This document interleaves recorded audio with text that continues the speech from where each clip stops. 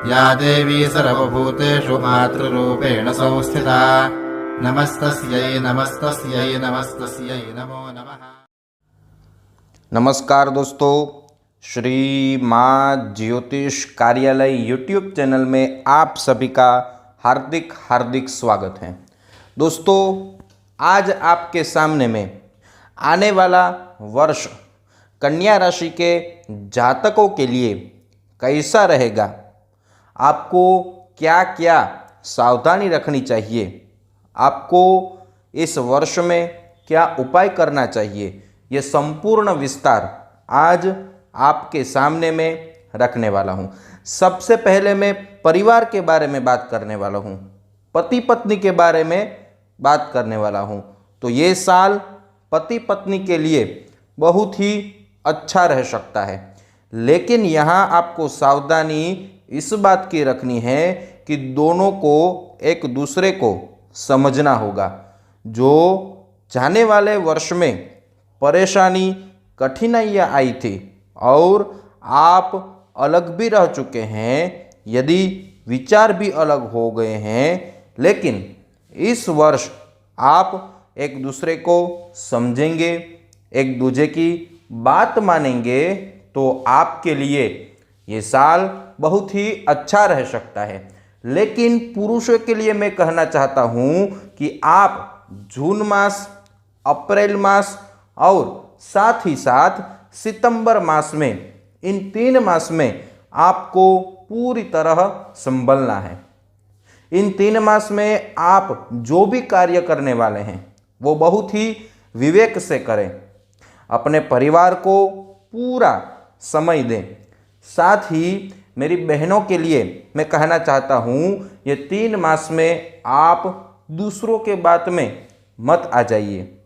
आप अपने पति पर पूरा विश्वास रखिए और उसकी बात पर विश्वास रखिए, भरोसा रखिए, तो आपको ज़रूर खुशियाँ प्राप्त होगी।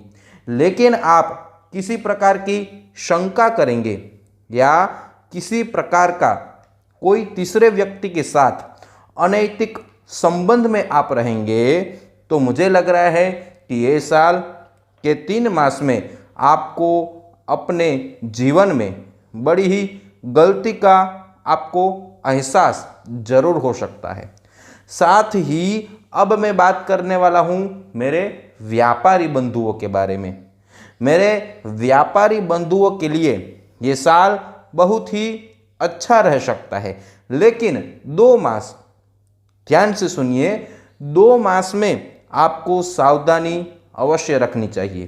तो जून मास और सितंबर मास में आप किसी प्रकार के पैसे के बाबत में फंस न जाए, उसकी आपको सावधानी रखनी बहुत ही ज़रूरी है। यदि आप लालच में आ गए तो आपको नुकसान भी हो सकता है।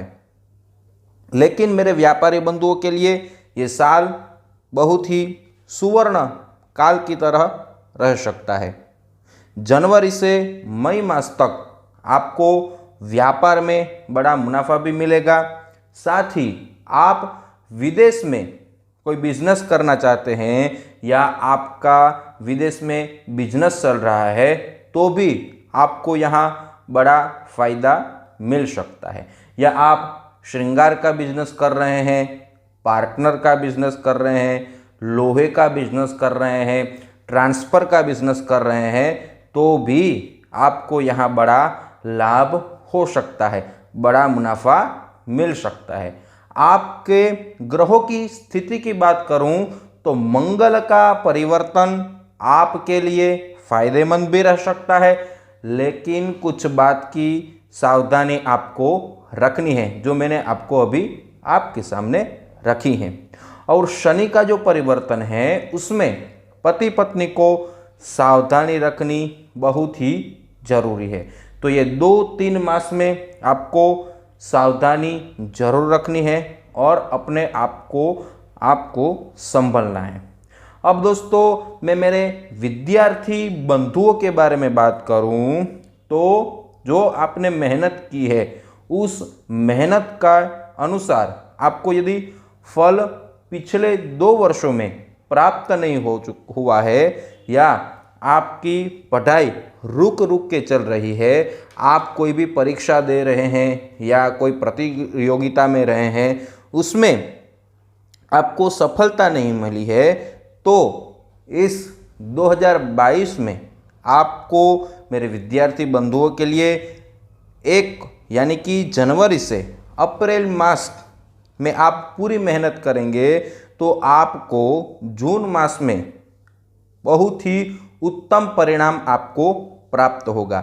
या आप कोई प्रतियोगिता में भाग ले रहे हैं तो उसमें भी आप बड़ी ही मेहनत करेंगे तो उसमें भी आपको ज़रूर सफलता प्राप्त होगी। लेकिन दोस्तों, आपको इस बात की बहुत ही सावधानी रखनी है कि दूसरों के बारे में आपको सोचना नहीं है, दूसरे कार्य में आपको मन नहीं लगाना है। यदि आप ऐसा करेंगे तो आपकी पढ़ाई में बहुत ही आपको नुकसान हो सकता है। इसलिए आप अपनी पढ़ाई पे बहुत ही ध्यान दें। यदि आप बहुत ही उत्तम तरीके से मेहनत करेंगे तो आपको इस वर्ष में बहुत ही सुंदर परिणाम प्राप्त होगा। यदि आपने मेहनत की है और आपको आपकी मेहनत के अनुसार यदि परिणाम न भी मिले तो भी आपको निराश नहीं होना है, अपनी मेहनत नहीं छोड़नी है, मेहनत करते रहना है और निराश भी नहीं होना है। ऐसा आप करेंगे तो आपको बहुत ही उत्तम परिणाम प्राप्त होगा।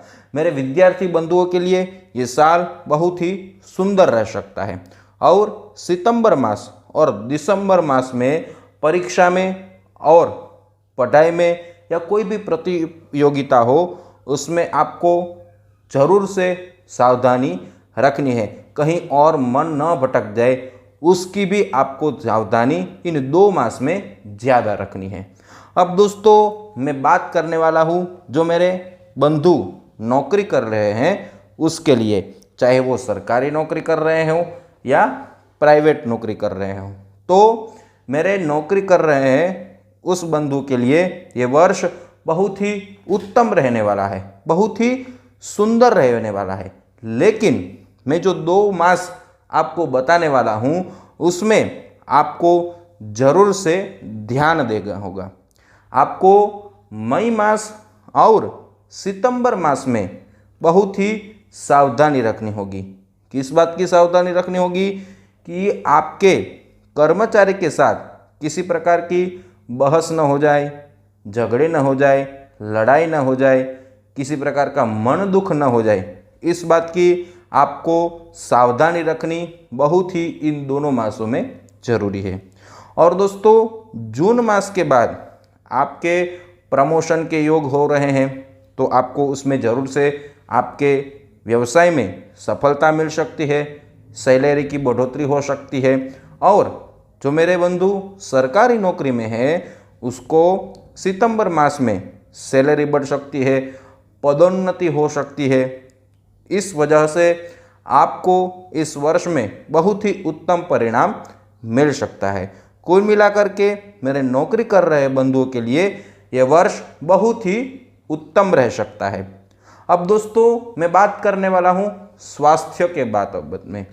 तो बड़े निराशाजनक बात है कि इस वर्ष में पूरे साल में आपको आपके स्वास्थ्य में बहुत ही ज़्यादा ध्यान देना होगा। और अप्रैल मास और सितंबर मास में आपको सबसे पूरे साल से अधिक इन दोनों मासों में आपको ध्यान देना होगा।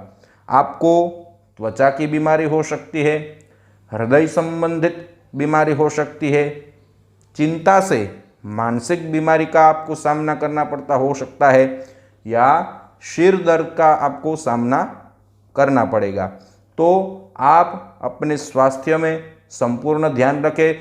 इस वर्ष में कन्या राशि वाले जातकों को स्वास्थ्य के बाबत में बहुत ही ध्यान देना होगा। और मैंने कहा आपको कि अप्रैल मास और सितंबर मास में बहुत ही ध्यान देना होगा। यदि आप संभल के इस वर्ष में रहेंगे, अपने शरीर का ध्यान रखेंगे, तो आपके लिए ये वर्ष उत्तम रह सकता है। अब दोस्तों, मैं आपके समक्ष उपाय रखने वाला हूँ। तो इस वर्ष में आपके लिए उत्तम उपाय यह है कि आपको प्रत्येक बुधवार का व्रत करना है। बुधवार के दिन आपको गौ माता को हरा चारा डालना है, हरी वस्तुओं का आपको दान करना है और बुधवार के दिन आपको शंकर भगवान के मंदिर जाना है और साथ में 108 बेलपत्र ले जाने हैं और उस पर आप चंदन से ओम नमः शिवाय लिख दीजिए। वो बेलपत्र आपको बुधवार के दिन शंकर भगवान को अर्पित करने हैं। आप बड़ी ही श्रद्धा से, विश्वास से और भावपूर्ण ये उपाय संपूर्ण वर्ष में करते रहेंगे तो भगवान महादेव की कृपा दृष्टि से आपका आने वाला साल 2022 बहुत ही उत्तम तरीके से पसार हो सकता है।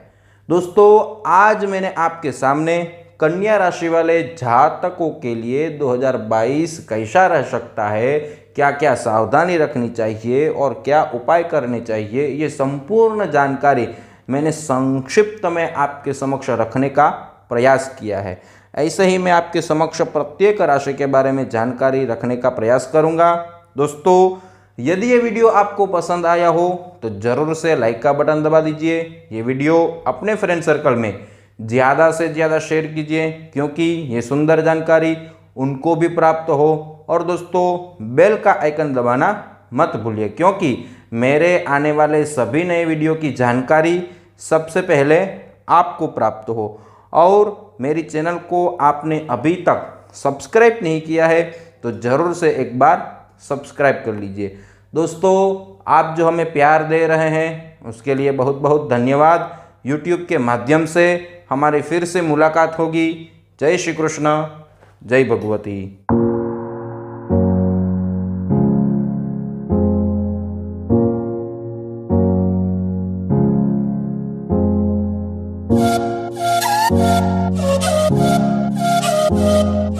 Thank you.